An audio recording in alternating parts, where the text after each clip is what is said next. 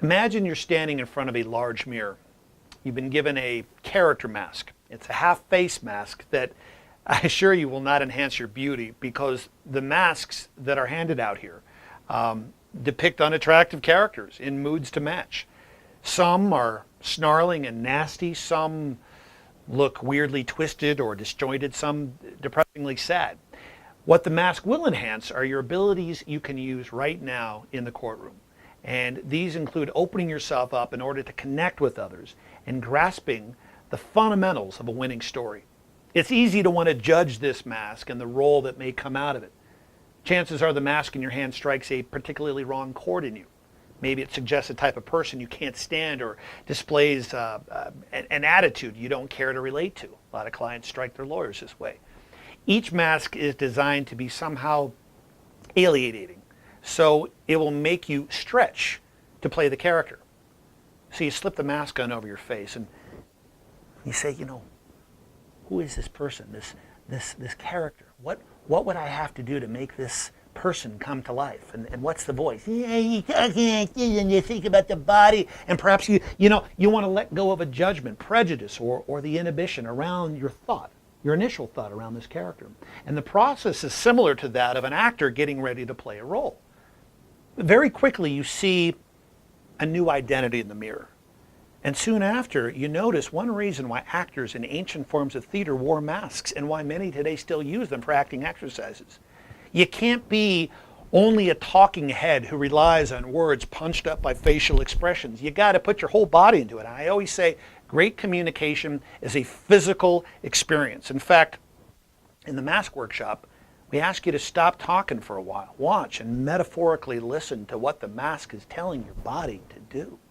Move around. Get a feel for how this new person walks, turns, steps through an imagined doorway to go from one place to the other. In doing so, you may notice another valuable function of the mask and mirror dance. It usually induces you to slow down.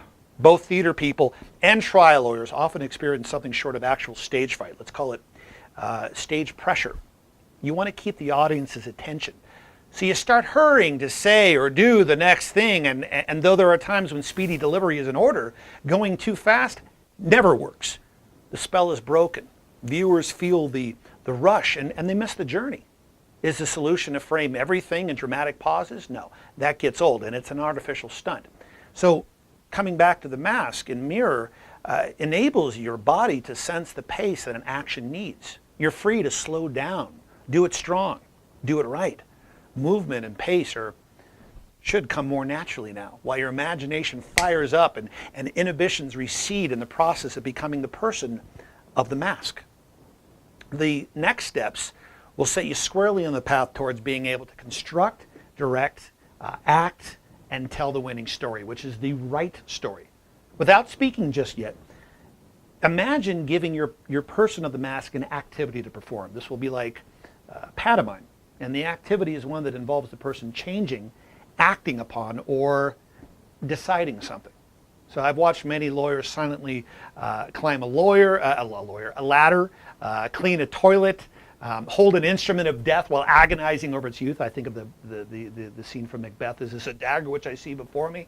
Or perhaps becoming a client in a product liability case, thinking, surely this household product from a brand name company is safe to use, isn't it?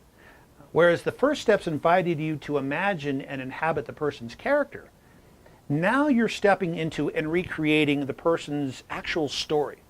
This opens you up to grasp what constitutes a good story, as well as the key inflection points you'll need to address and work with.